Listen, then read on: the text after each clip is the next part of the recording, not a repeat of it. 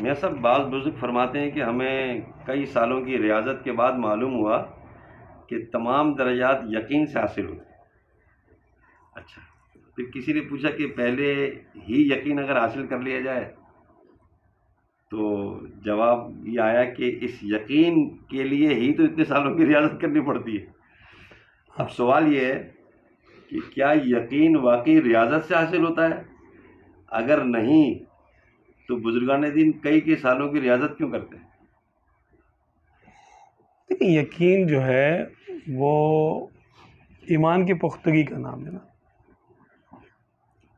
اور یہ جتنا کامل ہوتا چلا جاتا ہے اتنا انسان کامل ہوتا چلا جاتا ہے، حتیٰ کہ درجہ ولایت کو پہنچ جاتا ہے۔ تو یہ تو وہابی چیز ہے۔ اچھا، اللہ کی عطا کی طرف سے، اللہ تعالیٰ کی عطا ہے۔ بعض لوگ ایسے ہوتے ہیں کہ جن کو بغیر کسی ریاضت کے ان کا یقین ایسا کامل ہوتا ہے جتنا ریاضت کرنے والے کا نہیں ہوتا۔ ایسا بھی ہو سکتا ہے، اللہ تعالیٰ جس کو دے دے، بھولے بھالے لوگ ہیں، اور یہ عطا ہو چکا ازل میں، ارواح کو یہ عطا ہو چکا، وہ سمجھ لیں اس کا انکشاف ہوتا ہے یہاں پر آ کر اس دنیا میں، اس درجے کا، اس ایمان کا، یا معاذ اللہ اس کفر کا جو کہ عالم ارواح میں سرزد ہوا، اس کا انکشاف ہوتا ہے۔ تو یقین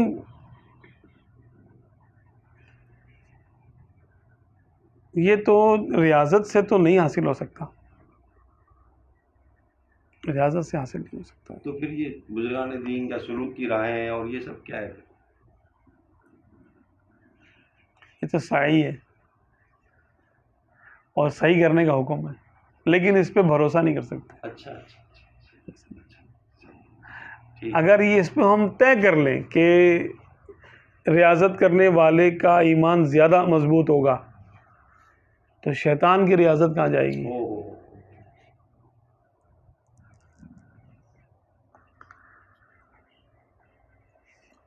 سیدنا ابوبکر صدیق رضی اللہ تعالی عنہ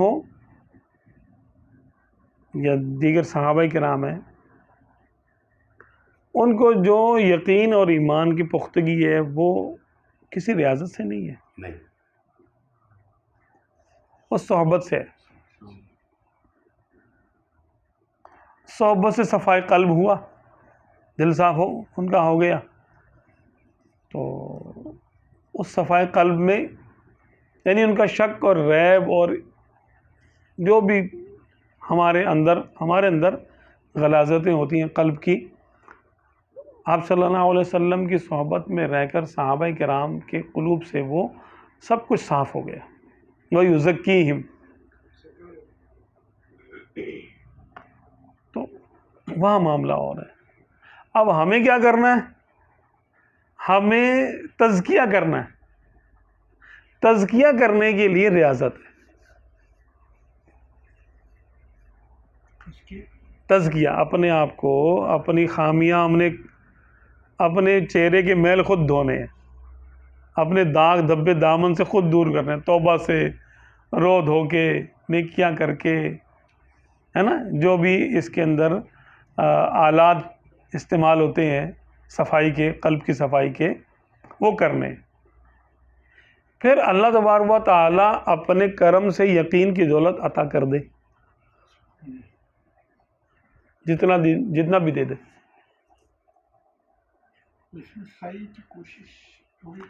ہے نا، صحیح تو ہماری ہے، ہم لائن میں لگے ہوئے کوشش کر رہے ہیں، محنت کر رہے ہیں، ہم تکبر سے یوں ہاتھ پہ ہاتھ رکھ کے اور ٹانگ پہ ٹانگ رکھ کے نہیں بیٹھے ہوئے، ہم کوشش کر رہے ہیں، تو اللہ کی رحمت پروٹوکول دیتی ہے نا۔ پھر رب تعالیٰ پروٹوکول دیتا ہے، بندہ محنت کر رہا ہے تو اس کی رحمت کو جوش آتا ہے کہ بندہ میری راہ میں لگا تو ہوا ہے نا، کوشش تو کر رہا ہے نا۔ اگر یہ اس کا عمل کسی قابل نہیں ہے لیکن یہ جس قابل ہے وہ اس قابل کر رہا ہے، اتنی تو کر رہا ہے،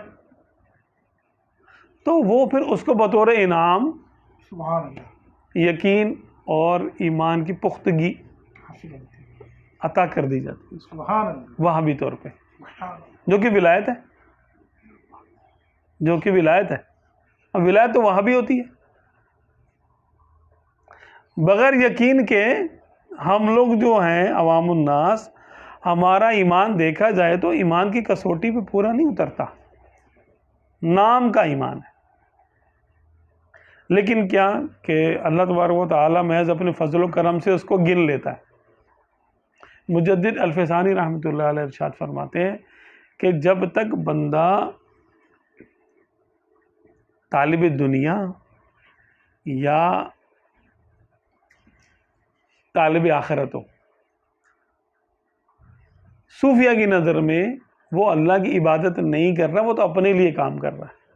اچھا، دنیا دار تو اپنے لیے کر رہا ہے، چلو وہ میں نیک جو ہے نا بن جاؤں لوگوں کے لیے، تو وہ تو ریاکار ہو گیا۔ نیکیاں کروں گا تاکہ لوگ مجھے نیک بولیں، وہ ہو گیا ریاکار۔ اس کا تو معاملہ بالکل ہی الگ ہو گیا نا، کھٹائی میں پڑ گیا۔ اب جو نیک ہے، جو اللہ کی عبادت کر رہا ہے لیکن جنت کے لیے کر رہا ہے، تو جنت کس کو ملے گی؟ خود کو۔ تو گویا اپنے لیے محنت کر رہا ہے، اللہ کے لیے کیا کر رہا ہے؟ صحیح نہیں ہے۔ صوفیہ کی نظر میں یہ بھی اصلاً عبادت نہیں ہے، شکلاً عبادت ہے، صورتاً عبادت ہے، پھر لیکن اس سے افضل ہے جی جو کہ ریاکار تھا، جو کہ ذلیل دنیا کے لیے ہی کوشش کر رہا تھا۔